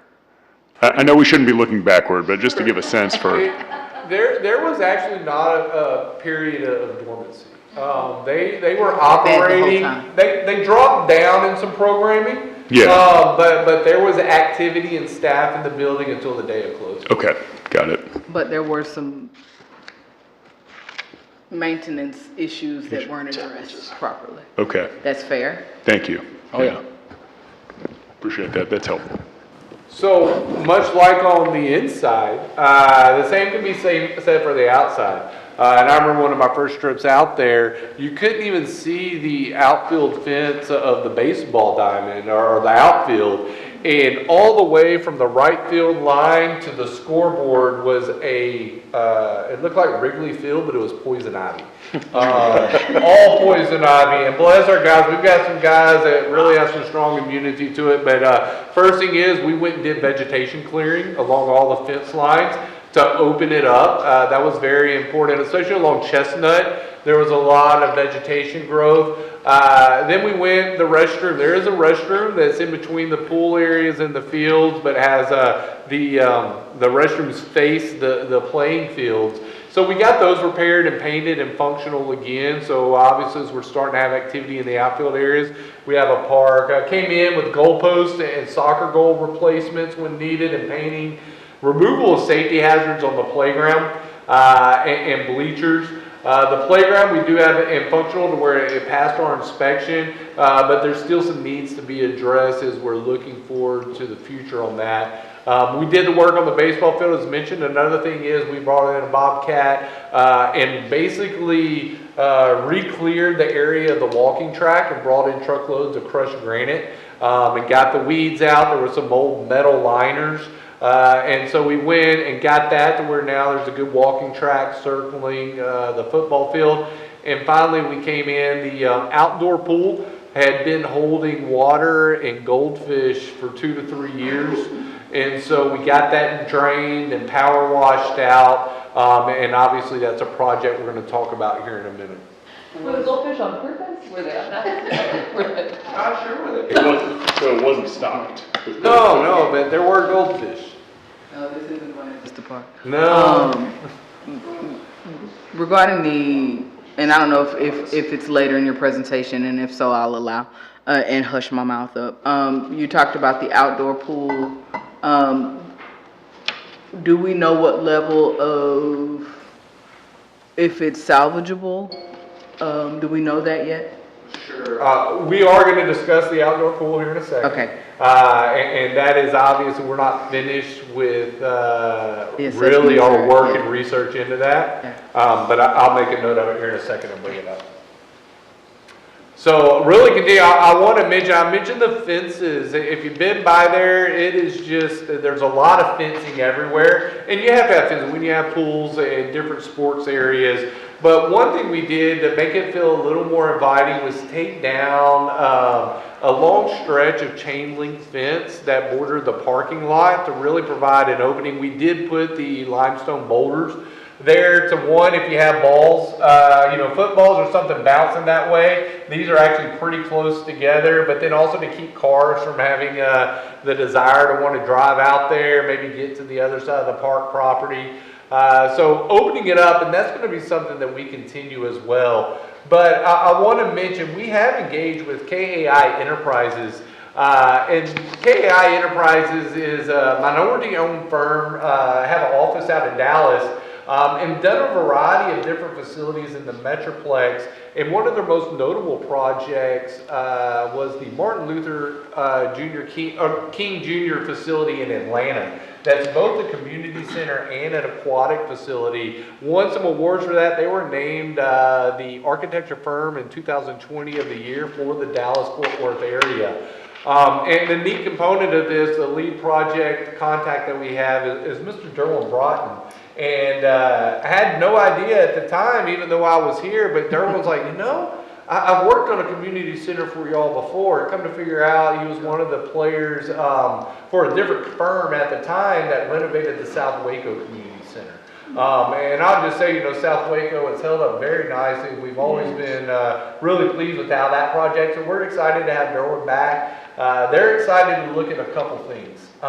One is overall community center planning. There's no doubt we want to get this center open and get it activated by the public. But we do want to look at how is this all working together. With outside areas, we got the multi-purpose center as well. We feel it's very important to look at some trends and once again get that insight to get an overall plan of where we're heading. Aquatic consultation is very important as well, as we're looking not only at the indoor pool, but the outdoor pool, schematic park design and amenities. And then finally, I mentioned the fencing. One thing that's very important for us is that connectivity to the neighborhood and getting some access points over off of Chestnut and Garrison to where it is inviting to come in and you don't have to come all the way around. But it's very key for us and something that we haven't done a lot of to this point, but one thing KAI is going to be coming in is that community engagement process. Not only with the neighborhood associations, with our schools next to us, different businesses up and along Elm. It's something that as the city and working with our partners, did a lot of work on with the Bridge Street Plaza area. And I think you're going to see a lot of that mirrored as we're going to get into a community engagement process. So yes, we're going to be getting this open, but we want to be seeing what does the community want to see and how do they want to see this whole community center functioning.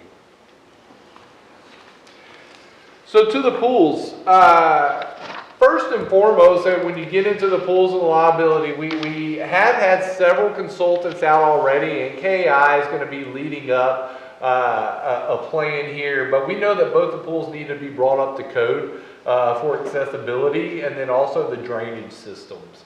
So I'll start with the indoor pool. The picture doesn't do it justice. There was a really bad picture of me on the cover of the paper today. I hope y'all saw the pool and not me. But the pool is blue right now, very inviting. You go in there. Our team has been taking care of that. They go out and do the chlorine levels daily. So the indoor pool is in fair condition, and that gives us the plan that we want to get it activated for swim lessons and swim classes, which we know are very important, and we're shooting for the summer for that. One thing I want to mention on the pool, the initial observations that we have, there are some upgrades that need to be made to the pump system, and it's working right now. But if we're going to start operating it, you're going to get people in there. We need to make sure it's up to speed. One of the issues that's happening with the filtration system is anytime you have an indoor area, there's a lot of metal roofing and piping for the heating. You have a lot of corrosion. So we have metal flakes that have been falling into the pool and getting sucked in through the filters. So we also have, if you see on the top right, there's insulation on the building that's falling in. There are some leaks in this area. So those are a couple things. We've got to look at the heating system as well. That has not been functional. We haven't gotten a true estimate on that, but that's just if you're going to swim in the winter, making sure that there's some heat in the building. Ventilation goes along with that. And then finally, you see that picture's really dark. We're looking at some ways. There are garage doors that open up to the park area. But if you recall, like in some of our new fire stations, you see these bay doors with the big glass panes. Really finding ways to get natural light into this area we feel is very important. So those are some things we'll be looking at with the pool building. Now on the outdoor pool, that's where we're really going to be honing in with KAI to look at our options. Number one, enhance safety and accessibility. You see the pool down on the bottom right-hand side. Right now, you see most pools a lot with a zero depth entry. If you have somebody just fall in, that's about a 3-foot drop, 3-4-foot drop on the shallow end, and then a 5 to 6-foot drop on the far end over there. So we're going to look at some safety features, and I mentioned the accessibilities. There's no ramps or chairs right now. There's a ramp to the small pool. So we're going to look at options. Initial estimates, until we're able to get water in the pool and get the pumps running, we know there are signs of busted pipes. There's the pump that's there for the outdoor pool. We've been told that it's not made anymore. Replacement parts wouldn't be possible. As you mentioned, it did sit with water during our snow events. And so there is the initial fear that there could be some initial damage, but until we get to that point, we won't know. So step number one is we're going to look at with KAI on what it looks like if we just filled it up, replaced the pump, and we got a pool and we're ready to go. Then we also want to look at, well, perhaps what if we came and added some amenities? What if we added a slide or perhaps a lazy river? Or what if we added a playscape feature like an aquatic adventure playground? We want to know what that could look like to say, we might look at this and say, with the indoor pool, with this outdoor feature, like this is the direction we need to go. So it's not a question I can give a direct answer. We're hoping that perhaps it won't be a complete loss, but in so we're going to have some options to say this is the direction we can go with it, which is why we brought in KAI with their experience with pools. Good, better, best scenario, highest and best use of the value, because we will have the indoor pool, so there will be a certainty in that. Sure. The outdoor pool could have some flexibility and offerings, and I'm really pleased to see KAI as a selection just because of some of the work that they've done aquatically. Get you some water. No. I was like, I can't sit here and watch you. But help yourself. But I'm really pleased at seeing at what that will look like, because there's so many opportunities that jump off from this space as far as reactivating young people in swimming from a neighborhood perspective. I mean, we can all go down the pathway of what happened when neighborhood pools closed. It was a generational decision for municipalities from an insurance perspective and risk factor. It did take away some of the strength of neighborhoods, and that you can't deny that point. And so if we have the opportunity to bring that back in a method and manner that is safe, is educational, there's so many ways we can go, especially with the addition to things like the rowing club and that. I mean, water safety is priority, and this would allow that kind of steadfast placemaking for that. Now, if you said summer 23. Yeah, on the indoor pool, we've gotten some very positive signs. We've got to get the building, the shell, Sure. taken care of.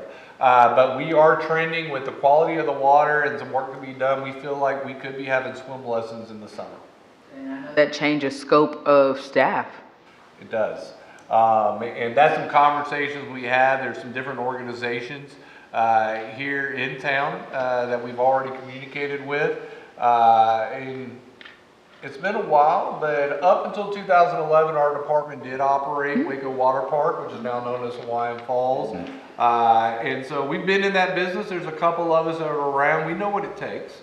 But obviously, it's something that we're trending towards.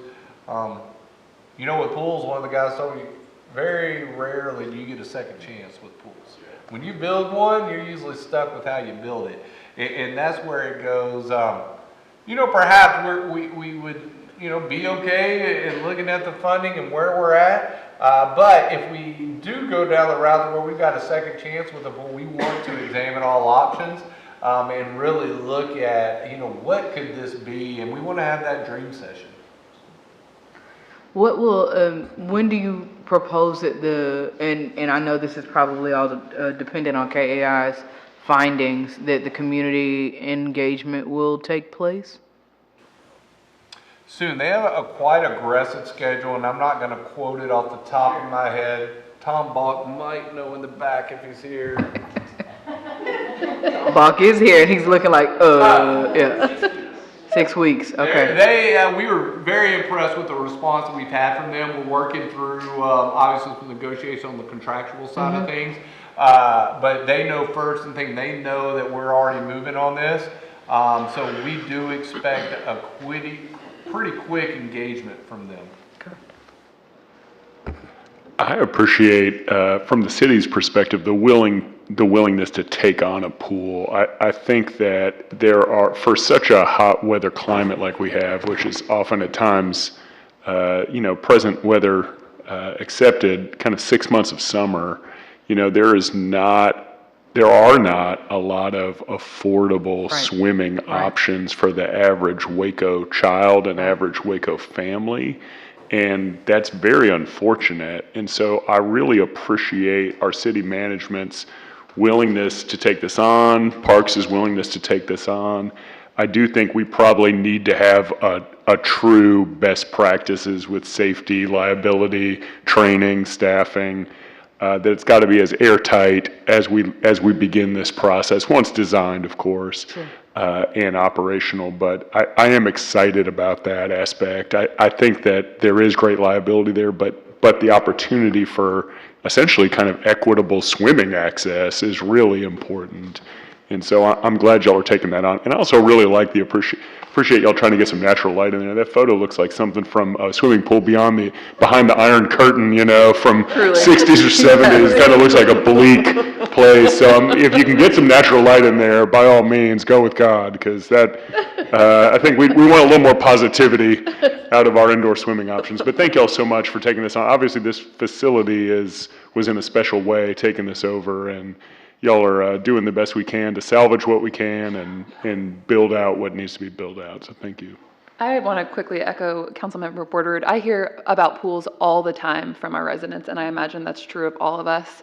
I'm grateful to have grown up in a generation where I had easy access to public pools, and even just looking at those photos, I'm thinking of experiences I had in middle school or high school and getting to know friends and seeing parents and everybody having fun in the pool, and I want that for our kids so bad, and I want that for them regardless of what neighborhood they live in and what their socioeconomic status is. And so I imagine this is such a scary threat to our legal folks, but cost risk analysis, I think there's some really potential to increase quality of life and have Wacoans feel like they're being heard. So knowing that y'all are analyzing this through a really thoughtful lens and through a fun lens of the slides and all of the amenities that we could add, just wanted to join the chorus that I think this is a huge win and really excited to see what this will look like. I'm curious how much of this project we have budgeted in this current fiscal year, since it sounds like there's some potential layers of, depending on how healthy various parts of the buildings are, will affect what our spending needs to be. But do we have most of this renovation in this current year's budget? Is there several years worth of renovation budget? What does that look like fiscally? And we're going to get to that, and yes, we do have a substantial amount of funds allocated for this year. Okay. But we're going to provide with the last slide a pretty solid budget to date estimate on what we've spent and some expenditures we know we have coming up as well. Okay, awesome. And real quickly, the other outdoor activations, I want to mention, and I'm very appreciative to the Quinn Campus Board and Ms. Ayers, who we've been working with, to give the thumbs up to activate as public grounds, and making sure, and they're step-by-step with us on what we're doing, and that communication will continue with them. Already at the start, Waco PD started, really is kickstarted a lot of things on the outside with their summer bash event that they held. A lot of setup went in there and really got us getting the facility in good shape. I want to mention next week, this is something that our staff did last year, but our recreation staff from Bledsoe Miller and also the Dewey Community Center will be hosting a trunk or treat event in the parking lot, the field areas on the 26th. We've got one at Hart Patterson Track next week. These events bring several thousand kids and families out. So we're excited to have that at Doris Miller. As I mentioned, you have Rappaport and J.H. Hines are currently using the outdoor areas for some PE activities and recess. And then you also have some recreation programming coming up, some flag football clinics. I mentioned Eastern Little League with some T-ball coming up. Cynthia Sims and our athletic staff and Susan Krause, our program manager. I know they're tired of hearing saying, but anything we're programming or activity that we have, we're thinking Doris first right now to really get some activity. And that helps with the neighborhood know and the community know that you can get out there and use these facilities.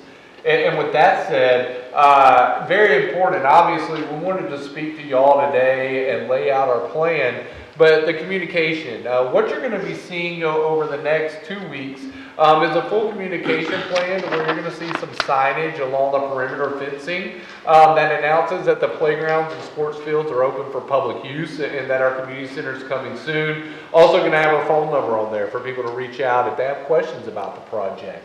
We'll be putting out press release announcing this opening and adding to our social media channels and the standard outlets. Another thing that I really want to focus on, and I think Ms. Jeanette Bell's here today and others in the neighborhood association, is working with them and really getting them to where they know what the next steps are, that community engagement piece. But let them know and be able to get us in touch with the people and the families to know you can come out and enjoy the park areas. And I mentioned the different recreation programming.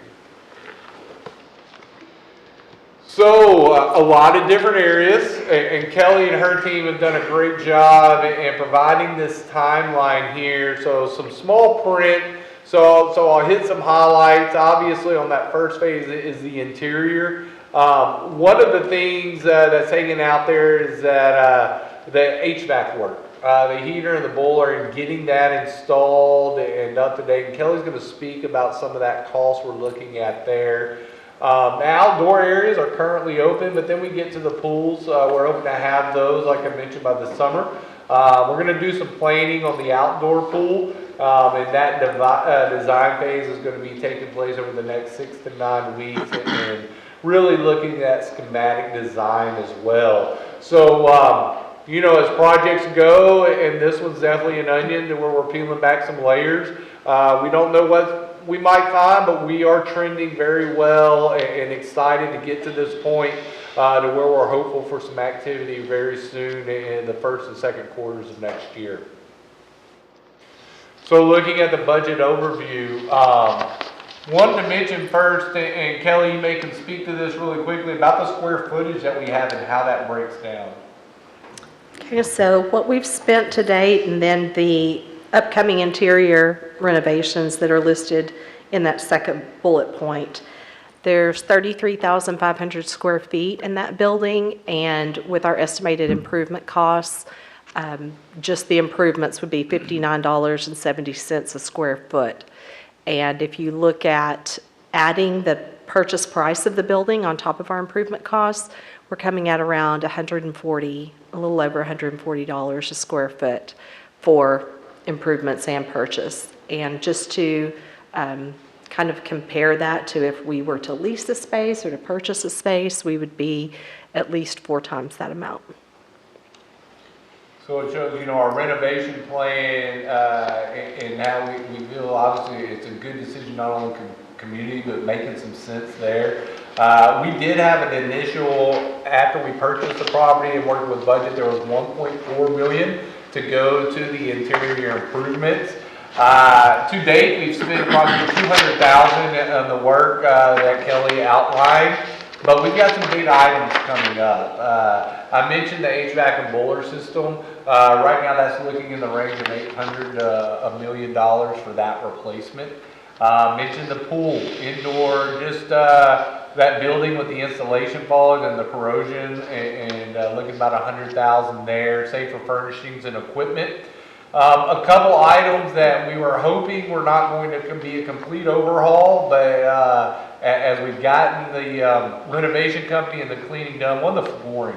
You remember a lot of that flooring chipping up. And so some patchwork just isn't going to cut it. And also they scrubbed just back and forth trying to get a shine out of that floor, and it just wasn't happening. And the same thing is we got in and cleaned the walls. There's just a lot of discoloration. I will say the flooring on the second floor, we haven't mentioned, there is a second floor with a fitness dance room, meeting room, and office space, a lot better condition.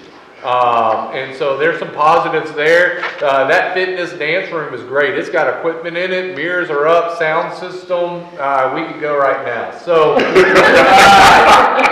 so the painting and the flooring, those are some additional budget, but I want to say this, when I had staff in there the other day, there was a comment, and it made me think about it. I was like, yeah, and it was kind of, well, still feels like the YMCA.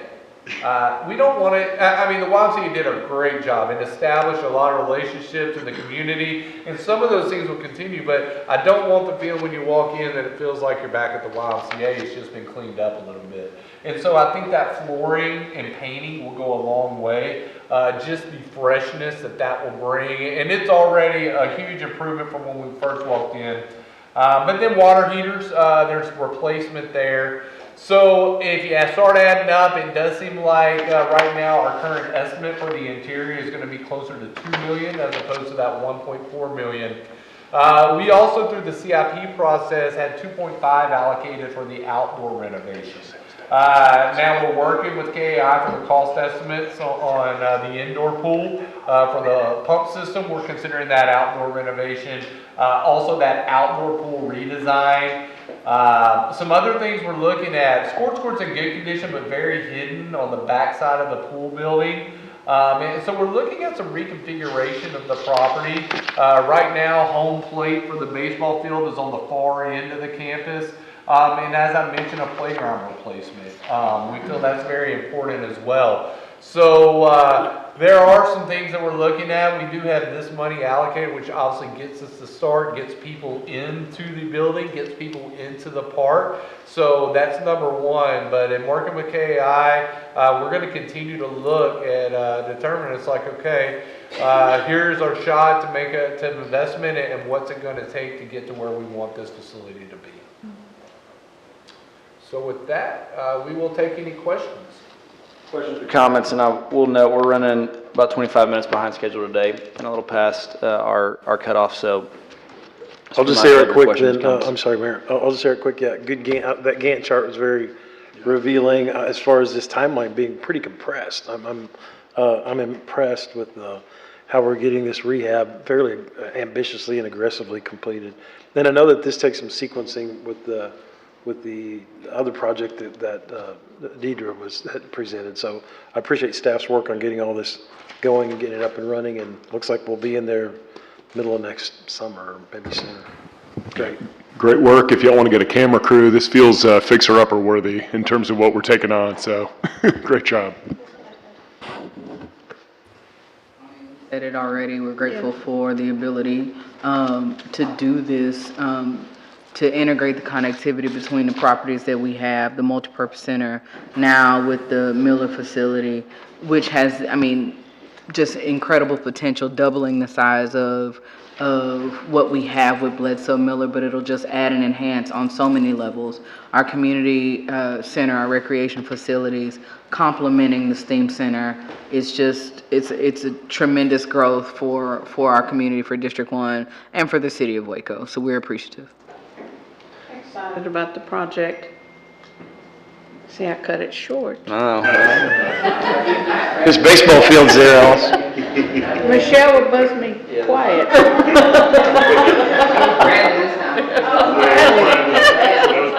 Bradley. I'm not a council member that gets buzzed. Part, I promised her not to have her buzzed, and then I did it. So, my apologies. Well, I'll just say that I think there's no doubt in my mind that but for the city jumping into this project in doing the dedicated work that we've done to date and will continue to in the future.